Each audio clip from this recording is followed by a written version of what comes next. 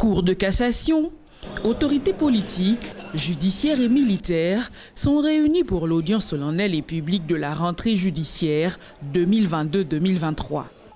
C'est la ministre d'État en charge de la justice, Rose Mutombo Kiese, qui représente le président de la République, magistrat suprême, normal qu'elle reçoive les honneurs dignes de son rang. C'est le côté jardin.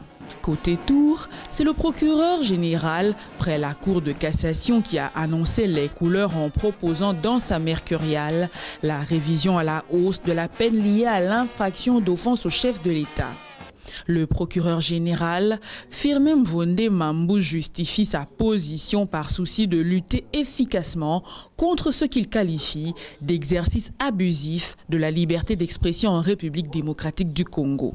Les offenses envers la très haute autorité du pays et les propagations de faux bruits de nature à alarmer la population et à mettre un frein au développement seront, croyez-moi, réprimés sans relâche. Dans cet ordre d'idée, nous suggérons d'une part la révision à la hausse du taux de peine commis dans les incriminations ci-dessus analysées, car elles sont aussi aujourd'hui dérisoires.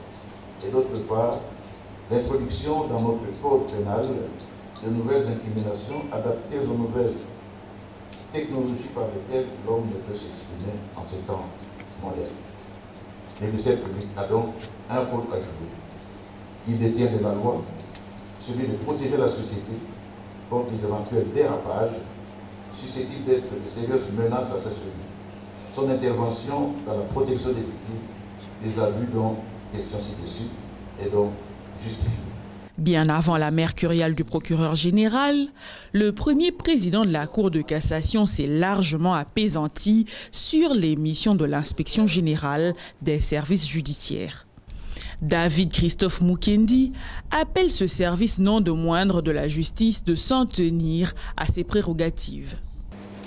Comment pourrait-il en être autrement lorsque, dans les milieux de praticiens du droit, s'élève de voix pour dénoncer certaines pratiques qui laissent entrevoir une sorte de juridictionnalisation de l'inspectorat considéré qui, au fil des années, s'est construit une compétence qui ne lui appartient pas, alors que sa compétence majeure possède du souci d'une bonne administration de la justice. Ainsi, pour l'intérêt du sujet se trouve dans quelques éléments de réponse que nous apportons pour recadrer l'inspectorat général du service judiciaire. Dans ses missions légales, en particulier, celle d'œuvrer à diagnostiquer les causes de dysfonctionnement de notre justice et proposer des solutions pour remédier face au constat de cette détresse. La rentrée judiciaire, c'est aussi le discours du bâtonnier national. Michel Chebele a plaidé pour la prise en charge par le Trésor public des services Prodéo au niveau des barreaux. Question de permettre aux avocats d'assurer la défense des personnes indigentes. Le bâtonnier national a aussi demandé au Parlement de traiter avec célérité le projet de loi sur le barreau. Au terme de l'article 19, alinéa 4-5 de la Constitution de la République démocratique du Congo, toute personne a le droit de se défendre elle-même ou de se faire assister d'un défenseur de son choix, et ce, à tous les niveaux de la procédure pénale, y compris l'enquête policière et l'instruction préjudicielle. Elle peut se faire assister également devant les services de sécurité. Aussi, devant le foisonnement des textes légaux et réglementaires, nécessitant le recours presque obligatoire aux professionnels du droit, peut-on véritablement croire que toute personne a la possibilité de se défendre elle-même?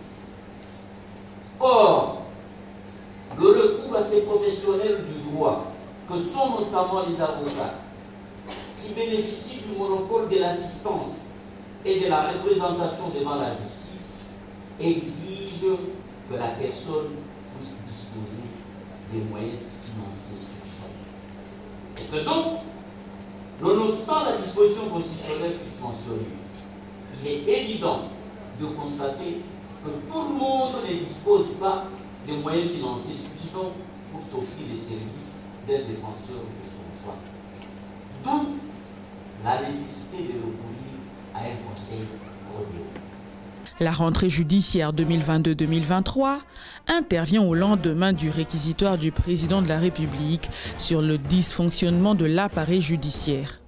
Il reste à savoir si les jeunes et magistrats qui prennent déjà du service vont prendre en compte les orientations du magistrat suprême en travaillant dans le sens de dire réellement le droit.